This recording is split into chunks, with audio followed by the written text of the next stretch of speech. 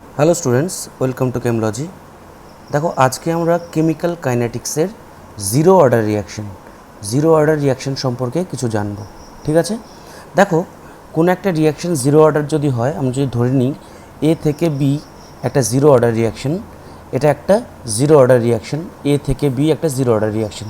ঠিক আছে, যখন রিয়াকশানটি শুরু হয়নি, অর্থাৎ টি ইকুয়াল টু যখন জিরো, তখন রিয়াক্ট্যান্ট এ এর কনসেন্ট্রেশন এ নট, সেই টাইমে কী হবে, বি এর concentration zero.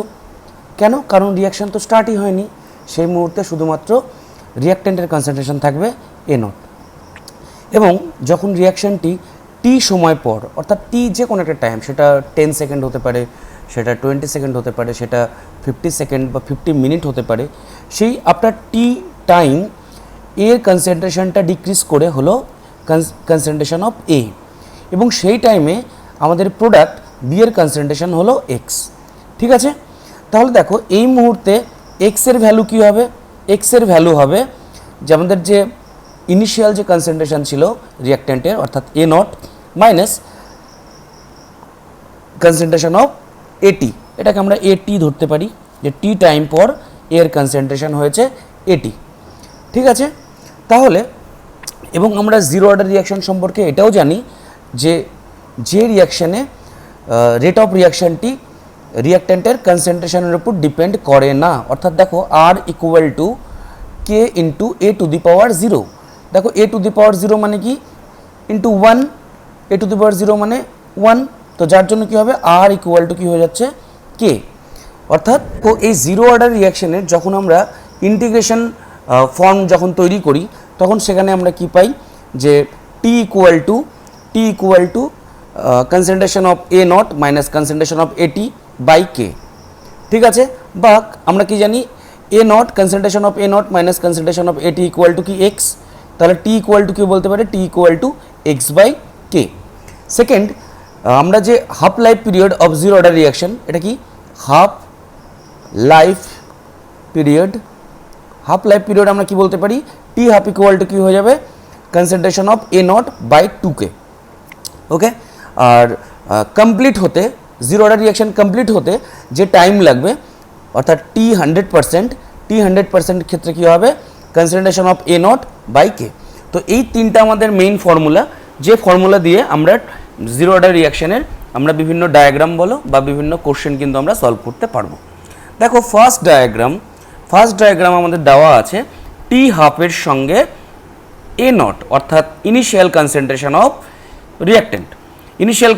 Of reactant A nought and t half, অর্থাৎ half life period of zero order reaction. একটু আগেই দেখো আমরা এখানে দেখলাম যে টি হাফ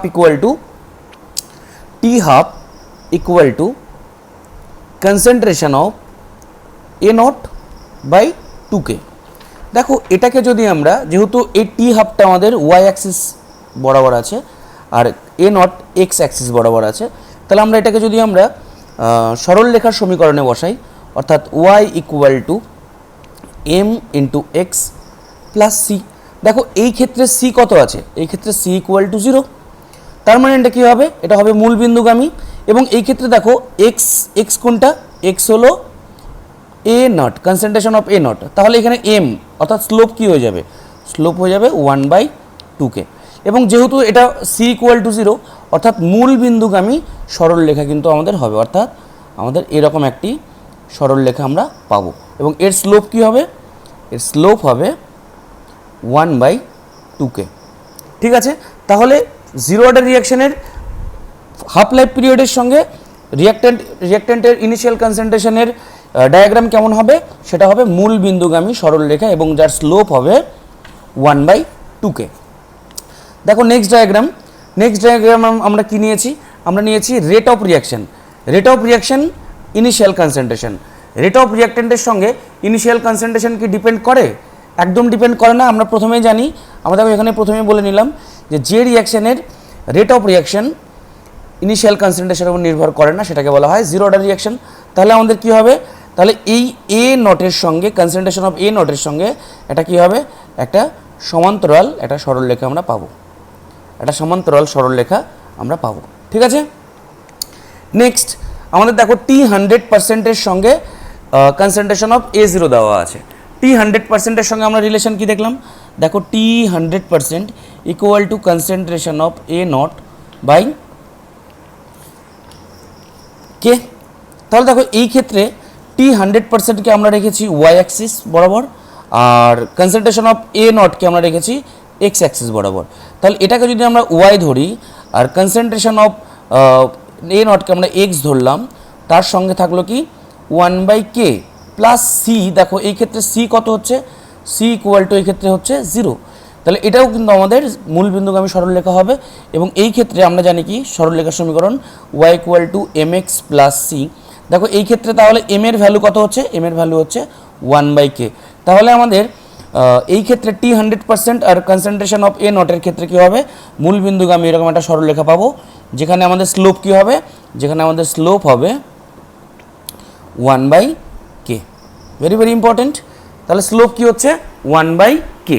এবার আমাদের দেখো নেক্সট আমাদের একটা আরেকটা ইয়ে আছে, সেটা কি এখানে দেওয়া আছে concentration of reactant at time t, তার সঙ্গে টাইমের ডায়াগ্রাম করতে বলেছে, যেটাকে আমি টাইমটাকে এক্স অ্যাক্সিস বরাবর রাখছি আর কনসেন্ট্রেশন অফ রিঅ্যাক্ট্যান্ট সেটাকে আমি ওয়াই অ্যাক্সিস বরাবর রাখছি।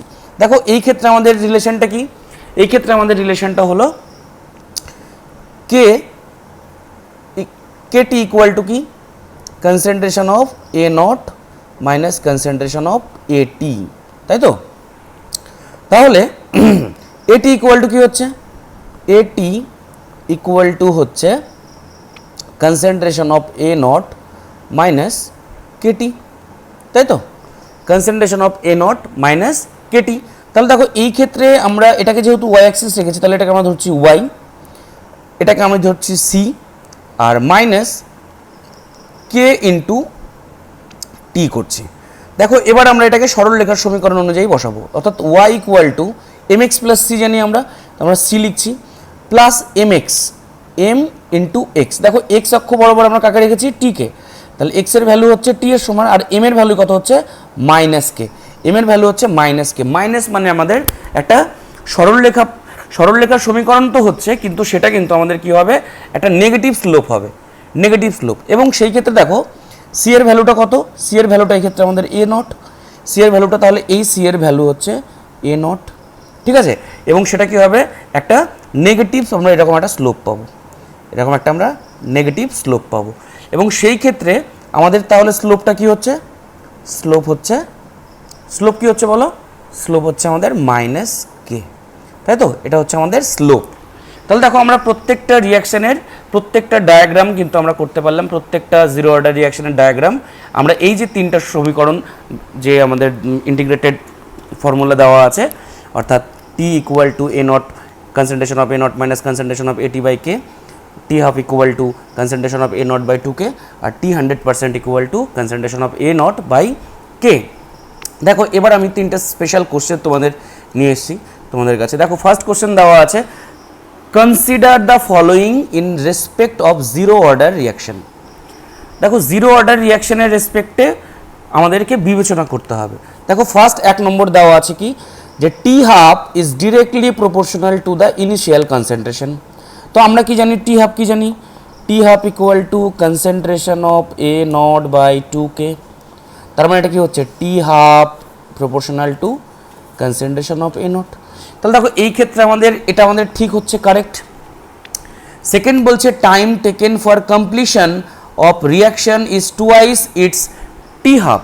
দেখো কমপ্লিশনের ক্ষেত্রে আমরা কি দেখছিলাম, T100% আমরা কি দেখছি, T100% আমরা দেখছি concentration of A0 by k. দেখো আমাদের যে টি হাফটা রয়েছে, সেই টি হাফের সঙ্গে যদি আমরা 2 গুণ করে দিই, তাহলে কি আমাদের এই টার্মটা চলে আসবে A0 বাই কে। তাহলে এর সঙ্গে আমরা যদি মানে টি হাফের সঙ্গে যদি আমরা 2 গুণ করি, তাহলে কিন্তু আমাদের কমপ্লিশন অর্থাৎ T100% আমাদের কিন্তু বেরিয়ে যাবে, অর্থাৎ concentration of A0 by k. তাহলে আমাদের এটাও ঠিক হচ্ছে। এবং 3 নম্বর যেটা দেওয়া আছে, concentration of reactant decreases linearly with time. দেখো আমরা এই ডায়াগ্রামের ক্ষেত্রে কিন্তু আমরা করলাম, দেখো এই ক্ষেত্রে রিঅ্যাক্ট্যান্টের কনসেন্ট্রেশন ডিক্রিজ করছে কিসের সাথে, টাইমের সাথে, লিনিয়ারলি ডিক্রিজ করছে। তো যার জন্য আমাদের কিন্তু 3 নম্বর পয়েন্টটাও আমাদের সঠিক। তাহলে আমাদের এটাও সঠিক, এটাও সঠিক, এটাও সঠিক। তাহলে আমাদের অপশান কি হচ্ছে, which of the statements given above are correct, তাহলে আমাদের অপশন হচ্ছে দেখো 4 নম্বর অপশন, অর্থাৎ 1 2 3 তিনটা অপশনই কিন্তু আমাদের ঠিক হচ্ছে। ঠিক আছে, দেখো নেক্সট আরেকটা কোশ্চেন বলছে if initial concentration is reduced to 1/4 in zero order reaction, the time taken for half life reaction to complete. দেখো এই ক্ষেত্রে বলছে হাফ লাইফ পিরিয়ড কি হবে যদি আমরা ইনিশিয়াল কনসেন্ট্রেশন অর্থাৎ এ নটের কনসেন্ট্রেশন যদি আমরা 1/4 করে দিই। দেখো সেই ক্ষেত্রে আমরা চেক করে নিই, আমরা কি জানি t half equal to concentration of A not by 2k, তাই তো। এবার যদি আমি এই ক্ষেত্রে কনসেন্ট্রেশন অফ এ নট যদি আমি 1/4 করে দিই তাহলে কি হচ্ছে concentration of A zero by A not by 4 করলে কি হচ্ছে 4টা নিচে চলে আসছে এবং এর সঙ্গে সঙ্গে কি হচ্ছে বাই ইন্টু 2k। তাহলে দেখো আমাদের যা ভ্যালুটা আছে প্রথমে যে ভ্যালুটা ছিল সেটা কি 1/4 ইন্টু এটা করা যায় এ নট বাই 2k। তাহলে দেখো এই ক্ষেত্রে আমাদের টি হাফটা কি হয়ে যাচ্ছে, টি হাফের ভ্যালুটাও কিন্তু আমাদের 1/4 হয়ে যাচ্ছে। তো যার জন্য আমাদের এখানে অপশন কী হবে, প্রথম অপশন দেওয়া আছে রিমেইন সেম, একদম হবে না, বলছে রিমেইনস বিকামস 4 টাইমস, হবে না, বলছে বিকামস 1/4, তাহলে এটা আমাদের হবে 3 নম্বর অপশনটা হবে আমাদের অ্যাকচুয়াল অপশন, সঠিক উত্তর। ঠিক আছে, এবং নেক্সট কোশ্চেন দেখো এখানে দেওয়া আছে ইফ ইনিশিয়াল কনসেন্ট্রেশন, মানে আবার বলছে এ নটের কথা, বলছে initial concentration of reactant is doubled, the time for half life reaction is also doubled, the order of the reaction কী হবে 0 2 1 3।